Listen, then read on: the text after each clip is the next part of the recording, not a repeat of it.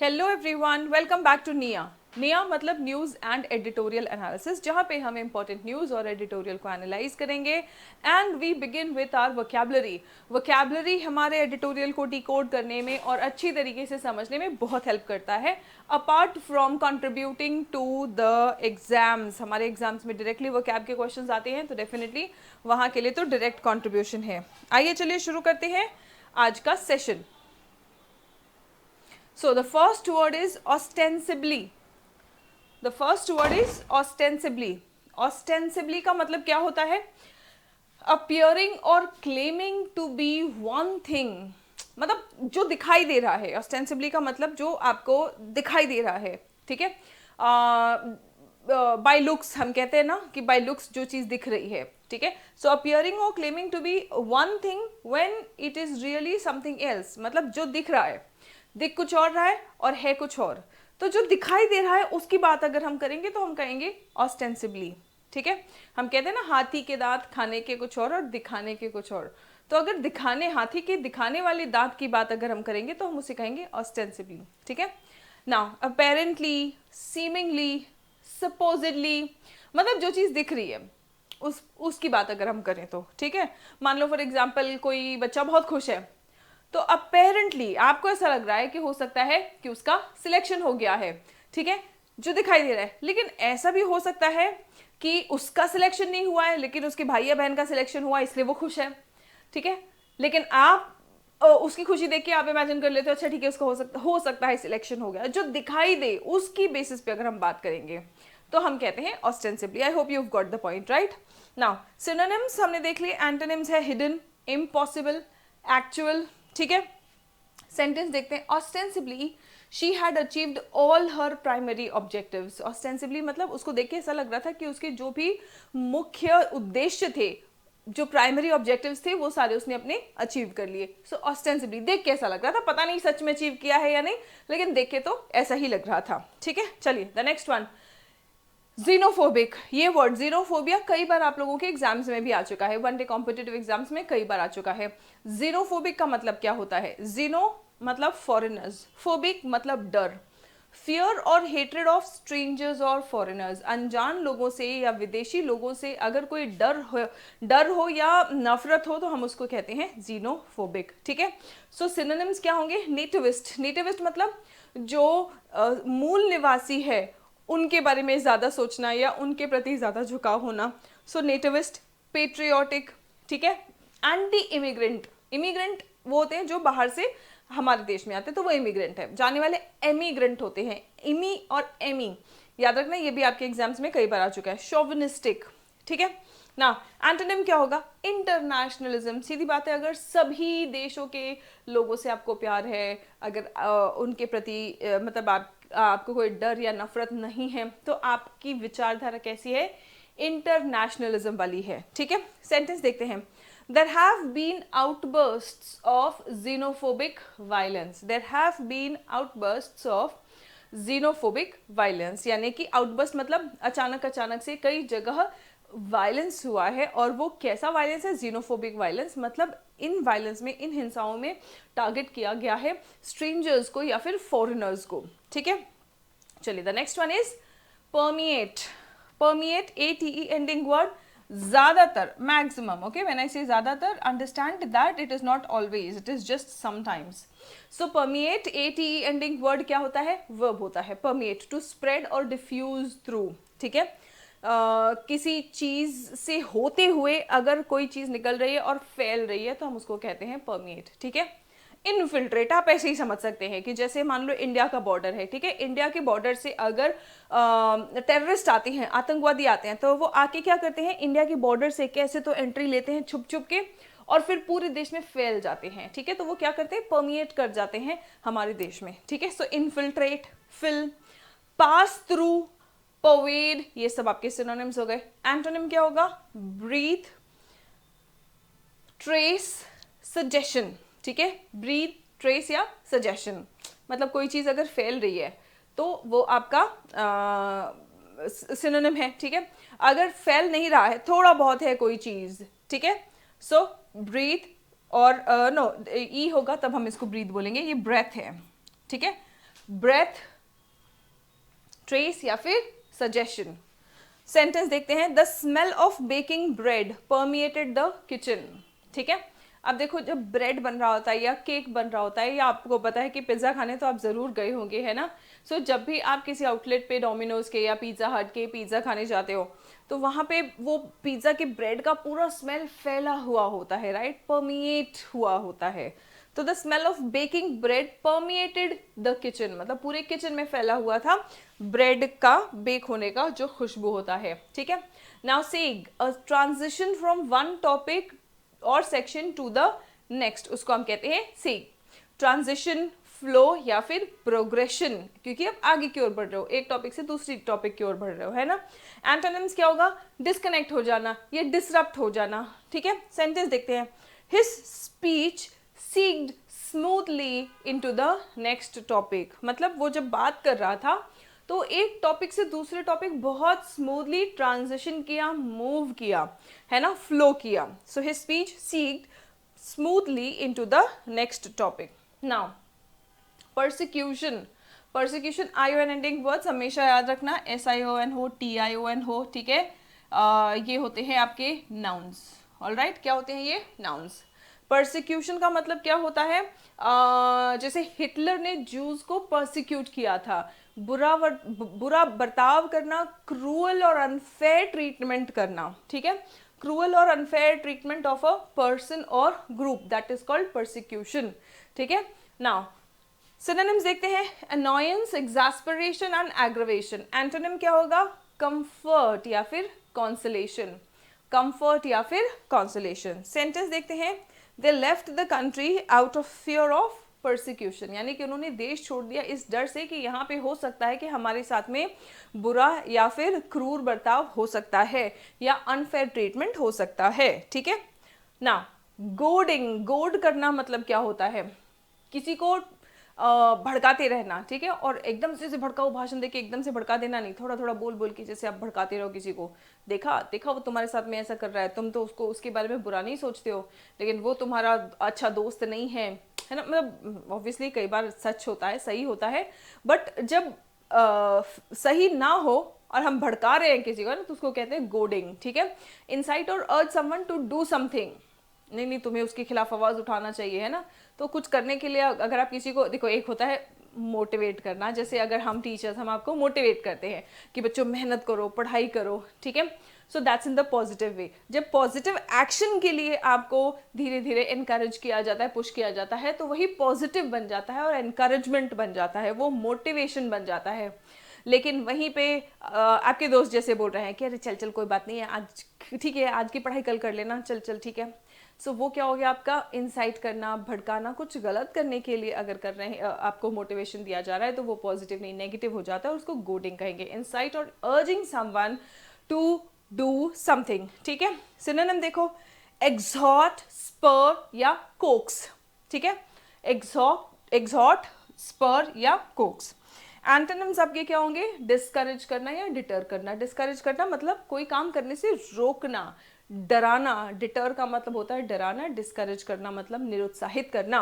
ठीक है, सेंटेंस देखते हैं, she seemed determined to do good to goad him into a fight. ठीक है, she seemed determined to goad him into a fight, मतलब ऐसा लग रहा था कि वो बिल्कुल मन बना चुकी है कि उसको मोटिवेट कर करके लड़ाई करवाना ही है। ठीक है, she seemed determined to goad him into a fight, यानी कि उसको वो मोटिवेट कर करके, पुश कर करके उससे लड़ाई वो करवाएगी। ठीक है, चलो the next one. Okay, so we done with the vocab for today. अब आ जाते हैं हम अपने एडिटोरियल पे, home and abroad. We are talking about home, और होम क्या है, हमारा प्यारा इंडिया। तो हम इंडिया की बात करेंगे और विदेश की बात करेंगे, on India and the Indian student. जब हम इंडियन स्टूडेंट बोल देते हैं, हम भारत में कभी नहीं बोलेंगे कि हम इंडियन स्टूडेंट हैं, हम बोलेंगे कि हम स्टूडेंट हैं। लेकिन अगर आप बाहर के किसी देश में जाते हो, तो आपको अपनी पहचान बताते वक्त सिर्फ स्टूडेंट काफ़ी नहीं होता है, आपको बोलना पड़ता है कि हम इंडियन स्टूडेंट हैं, मतलब स्टूडेंट है, पढ़ाई करते हैं और इंडिया से आए हैं। ठीक है, सो जैसे ही on India and Indian student बोला जा रहा है, तो आप समझ लो भारत और भारत के वो विद्यार्थी स्टूडेंट्स जो भारत से बाहर पढ़ाई कर रहे हैं, ठीक है, हम उनकी बात कर रहे हैं। Now India must improve research infrastructure to serve its students, ठीक है। अब यहाँ पे क्या कहा जा रहा है कि भाई इंडिया को अपना रिसर्च इंफ्रास्ट्रक्चर इंप्रूव करना चाहिए, ठीक है। क्यों?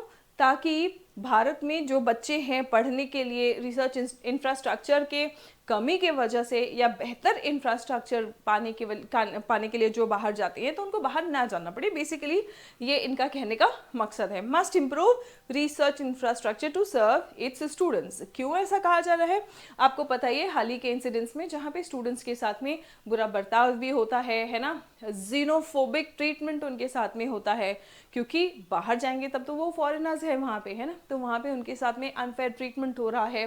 तो हमारे जो बच्चे हैं, हमारे जो स्टूडेंट्स हैं भारत के, है ना, तो उनको बाहर जाके बुरा बर्ताव क्यों फेस करना पड़े अगर सारा फैसिलिटी हमारा इंडिया में ही हो तो। So India must improve research infrastructure to serve its students. The ongoing programme of revoking the visas of foreign students, कहाँ पे हो रहा है ये प्रोग्राम कहाँ चल रहा है? इन द यूएस, ठीक है। और क्या प्रोग्राम है?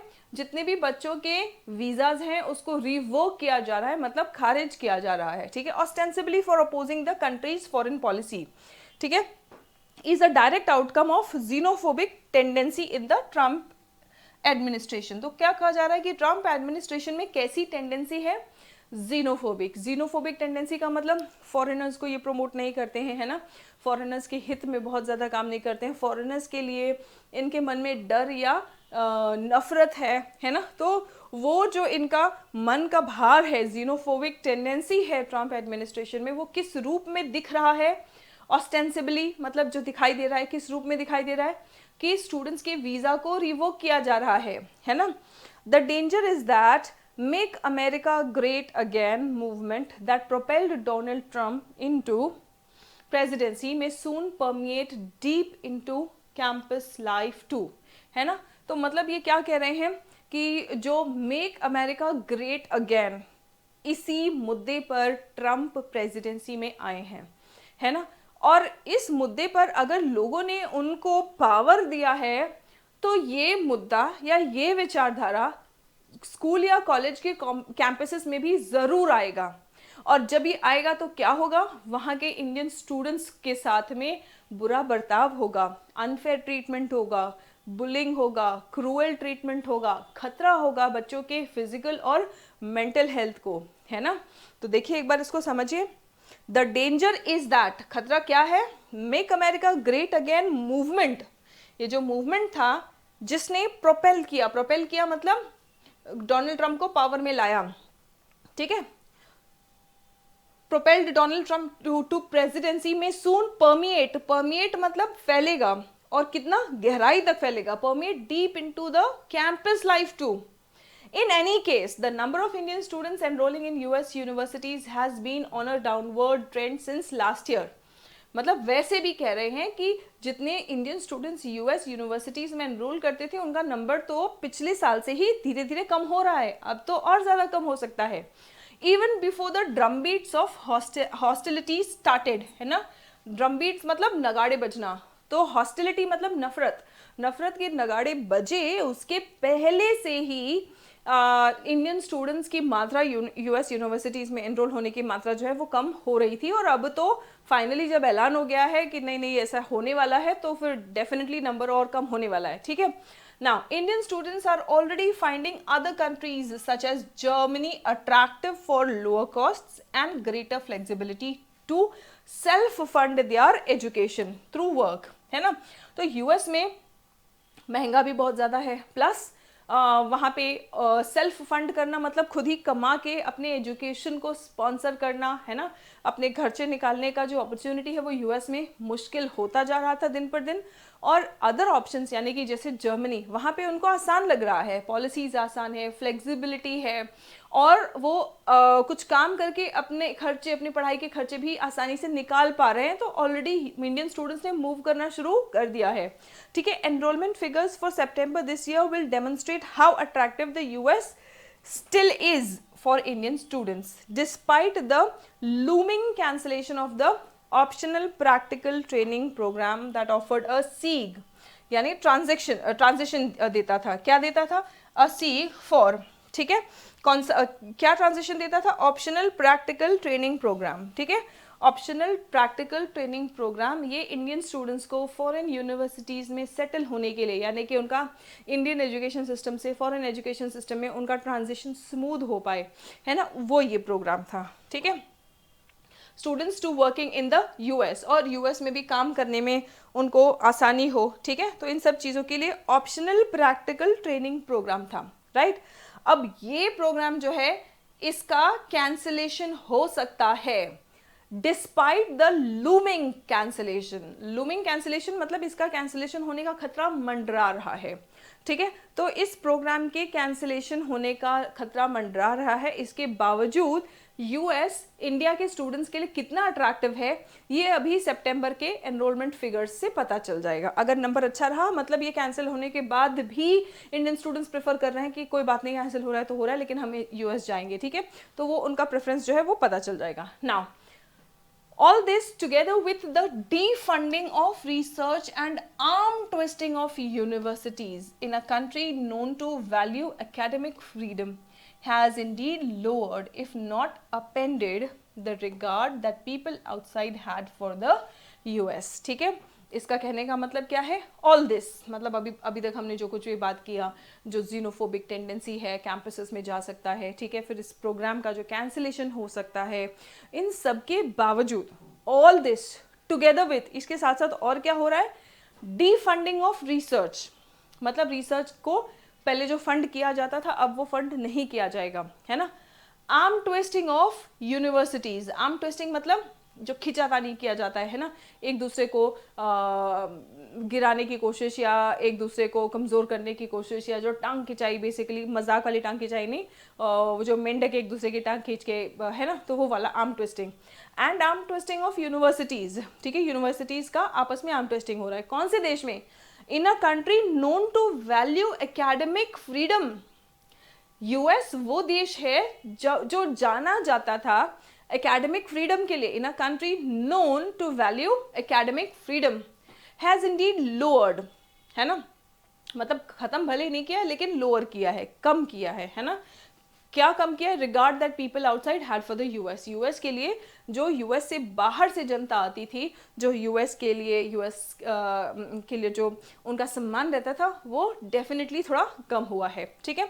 Many countries have sought to leverage the decline of the US. अब बाकी कंट्रीज जो है उन्होंने इस बात का फायदा उठाने का कोशिश किया। लेवरेज करना मतलब किसी मौके का उपयोग करना। तो बाकी कंट्रीज ने, ये जो यूएस का डिक्लाइन हो रहा है, इस बात का फायदा उठाना, मतलब वो गलत वे में नहीं कि इसको एज एन अपॉर्चुनिटी ट्रीट करके अपने एजुकेशनल सिस्टम को मजबूत करने की और जो फॉरेन स्टूडेंट्स हैं उनको अट्रैक्ट करने का कोशिश कई कंट्रीज ने किया है। Many countries have sought to leverage the decline of the US as a destination for talent, ठीक है। पहले यूएस में क्या होता था, जो टैलेंटेड लोग होते थे, क्योंकि वहाँ पे फैसिलिटी इतनी रहती थी, सपोर्ट इतना होता था, इज्जत रिस्पेक्ट इतनी ज़्यादा होती थी, है ना, तो वहाँ पे टैलेंटेड लोग जाते थे। अब वो धीरे धीरे कम हो रहे हैं। तो यूएस के इस डिक्लाइन का एक तरह से इस अपॉर्चुनिटी का फ़ायदा उठाते हुए बहुत सारी कंट्रीज़ ने अपने फैसिलिटीज़ को और इम्प्रूव करने की कोशिश की है, ताकि टैलेंटेड लोग उनके देश में जाएं। बिकॉज डेफिनेटली जिस देश में टैलेंटेड लोग जाते हैं या रहते हैं, तो वहाँ पर उस देश की तरक्की निश्चित है ना। क्यों? क्योंकि अगर टैलेंटेड बंदा है तो वो चाहे जहाँ रहे, किसी परिवार में रहे, किसी समाज में रहे, किसी एरिया में रहे, किसी देश में रहे, वो अपनी तरक्की के साथ साथ उस जगह की, अपने लोगों की तरक्की ज़रूर कराता है। तो डेफिनेटली एवरीवन वांट्स कि हमारे यहाँ पे ऐसे लोग आएँ। Reports talk about European institutions welcoming disgruntled मतलब क्या होता है? यूएस बेस्ड रिसर्चर्स, मतलब जो रिसर्चर्स यूएस बेस्ड में थे अब वो नाराज हो गए होंगे क्योंकि उनके रिसर्च को फंडिंग नहीं मिल रही है, डिफंड किया जा रहा है रिसर्च को, है ना, डिफंडिंग ऑफ रिसर्च। सो रिपोर्ट्स बताते हैं, कई सारे ऐसे रिपोर्ट्स हैं जो बता रहे हैं कि यूरोपियन इंस्टीट्यूशंस जो है वो वेलकम कर रहे हैं ऐसे रिसर्चर्स को जो यूएस से परेशान होके, नाखुश होके निकल रहे हैं। ironically noting that scientists and researchers fleeing persecution greatly contribute to American progress in the past. अब हुआ क्या है, पास्ट में कई बार अपने अपने या दूसरे दूसरे देशों में परसिक्यूशन से, यानी कि क्रूर बर्ताव से, डिस्क्रिमिनेशन से बचने के लिए जो लोग भाग के आते थे, जो साइंटिस्ट वगैरह, वो यूएस में रह के वहाँ की तरक्की को कंट्रीब्यूट कर रहे हैं, और आज वो वहाँ से परेशान होकर उनको निकलना पड़ रहा है, ठीक है। So ironically noting that, so note करने वाली बात क्या है, noting that scientist and researchers fleeing persecution, flee करना मतलब भागना, किस चीज से भाग रहे थे, परसिक्यूशन से। परसिक्यूशन मतलब cruel and unfair treatment. So cruel and unfair treatment से बच के भाग रहे थे जो लोग, और यूएस में आए थे, ठीक है, और यूएस में आके greatly contributed to American progress in the past. Past में ये लोग जो बच के आए हैं अलग अलग देशों से, इन्होंने यहाँ पे आके अमेरिका के प्रोग्रेस में बहुत योगदान दिया है, कंट्रीब्यूट किया है, ठीक है। आज वही लोग परेशान होके उनको बाहर निकलना पड़ रहा है, और अमेरिकन यूरोपियन इंस्टीट्यूशंस उनको वेलकम कर रहे हैं, उनका स्वागत कर रहे हैं। For a while now Indian returnees, for a while now मतलब थोड़ा समय हो गया है, इंडियन रिटर्नीज हैव बीन, जो इंडिया वापस आए हैं, इंडियन रिटर्नीज मतलब इंडिया से जो वापस आए हैं, driven in part towards a desire to come back home और इवन सर्व देयर मदरलैंड। कई लोग तो ऐसे भी हैं जो वापस इंडिया आए हैं और कह रहे हैं कि यार बाहर तो काम करके क्या फ़ायदा है, अपने देश को अब कंट्रीब्यूशन करेंगे, towards a desire to come back home and even serve their motherland, है ना। अब अपनी मातृभूमि की सेवा करने की इच्छा से और अपनी मातृभूमि के प्रोग्रेस में कंट्रीब्यूट करने, योगदान करने के लिए वापस आ रहे हैं लोग। प्रोफेशनल अचीवमेंट और the opportunity to do high end research has not always been a big driver towards India attracting back its people, ठीक है। क्या कहा जा रहा है, प्रोफेशनल अचीवमेंट या opportunity to do high end research, मतलब यहाँ पे लोग इसलिए नहीं वापस आते हैं कि यहाँ पे आके हाई एंड रिसर्च कर सकते हैं, या हो सकता है कि यहाँ पे प्रोफेशनल अचीवमेंट बहुत अच्छा हो जाएगा, जबकि ऐसा होना चाहिए। हमें अपनी इंडिया की जो इंफ्रास्ट्रक्चर है वो इस लेवल पे कर लेना चाहिए कि लोगों को अट्रैक्टिव लगे कि यार यहाँ पे आके हमारी और तरक्की होगी, यहाँ पे आके और बढ़िया रिसर्च करेंगे। लेकिन यही सैड पार्ट है कि लोग यहाँ पे आ रहे हैं कि हम मातृभूमि की सेवा करेंगे, ये भी बहुत अच्छी बात है, बट जिनके मन में ये सेवा भाव नहीं होगा तो वो तो अपने पर्सनल ग्रोथ के लिए भी नहीं आएंगे, है ना। क्यों, क्योंकि ऐसा नहीं है यहाँ पे। प्रोफेशनल अचीवमेंट या opportunity to do high end research has not always been a big driver towards India attracting back its people, है ना। While outwardly new vistas have opened, research opportunities have expanded, मतलब हम बोल रहे हैं कि ठीक है, काफ़ी सारी रिसर्च अपॉर्चुनिटीज़ एक्सपांड हुए हैं, नए विस्तार्स ओपन हुए हैं, मतलब नए जो रास्ते हैं वो ओपन हुए हैं, नए रिसर्च अपॉर्चुनिटीज़ जो हैं वो एक्सपांड हुए हैं। And fight for funds is less intense, मतलब पहले फंड्स के लिए जो लड़ाई होती थी वो अब थोड़ी सी लेस इंटेंस हो गई है, यानी फंड्स के ऑप्शंस भी थोड़े बढ़ गए हैं, in part due to the encouragement given to private institutions. क्यों, फंड्स की जो लड़ाई या फंड्स की जो कश्मकश थी वो थोड़ी कम क्यों हो गई, प्राइवेट इंस्टीट्यूशंस को कहा गया है कि भाई आप लोग भी रिसर्च के लिए फंड करो, ठीक है, तो इसकी वजह से थोड़ी फंड्स के लिए मारामारी कम हो गई है, ठीक है। Much work remains to be done, कह रहे हैं कि ठीक है पहले से सिचुएशन काफ़ी बेहतर हुआ है लेकिन अभी भी बहुत कुछ करना बाकी है, much work needs to be done, अभी भी बहुत कुछ करना बाकी है। Loosening up the government's purse strings and goading private institutions to invest in research more may only be the starting point। क्या कह रहे हैं कि loosening up the government's purse strings, यानी कि गवर्नमेंट के पास, सरकार के पास जो पैसे हैं, ठीक है, मतलब अपनी पर्स को सरकार जो है ढीला करे, मतलब ऑब्वियसली रिसर्च के लिए और फंड्स दे, सरकार को भी और फंड्स देने की ज़रूरत है और प्राइवेट इंस्टीट्यूशंस को भी और फंड्स रिसर्च के लिए दे, है ना। उन्होंने देना शुरू कर दिया है, कहा है, लेकिन ये और गोड करना मतलब इनको मोटिवेट करना प्राइवेट इंस्टीट्यूशंस को कि ये और इन्वेस्ट करे रिसर्च में, ठीक है।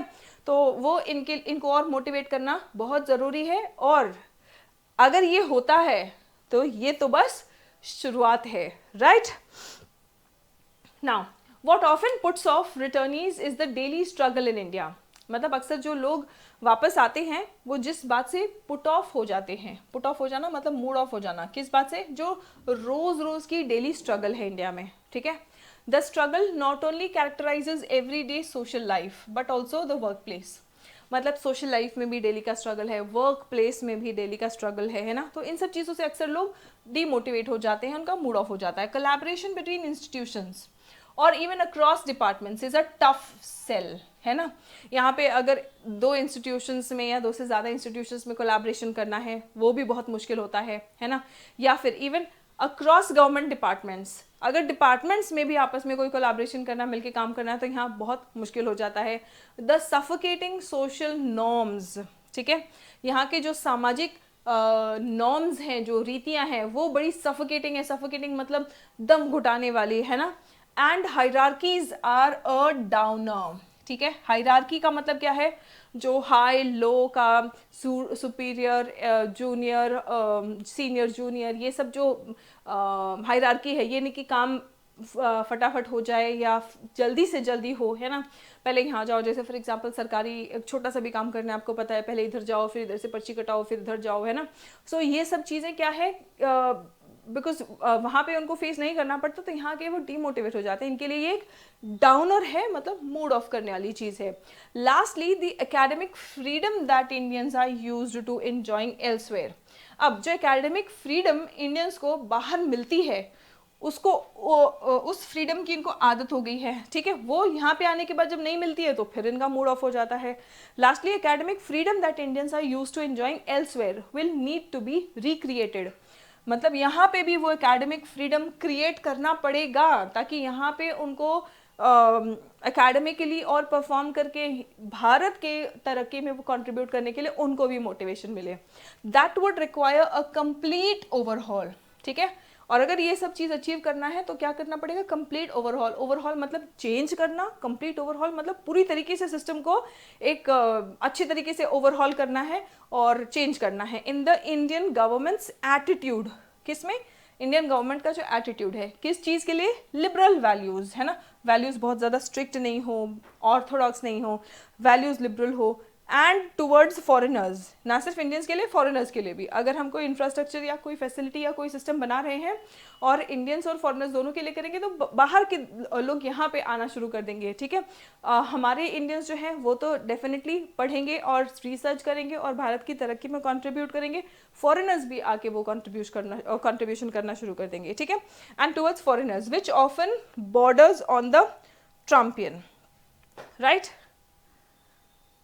Now the question for today, अगर आपको आज का एडिटोरियल अच्छे से समझ आ गया है तो आप आज के क्वेश्चंस एक बार ऑप्शंस देखेंगे, एनालाइज करेंगे। बच्चों, ये क्वेश्चंस आप लोगों को ज़रूर अटेम्प्ट करना है, बिकॉज ये क्वेश्चंस अगर आप सही सही अटेम्प्ट कर रहे हो तो आप धीरे धीरे आपकी रीडिंग की और कॉम्प्रिहेंशन की प्रैक्टिस बढ़िया हो रही है, ठीक है। धीरे धीरे आपके कॉम्प्रिहेंशन स्किल्स इंप्रूव हो रहे हैं।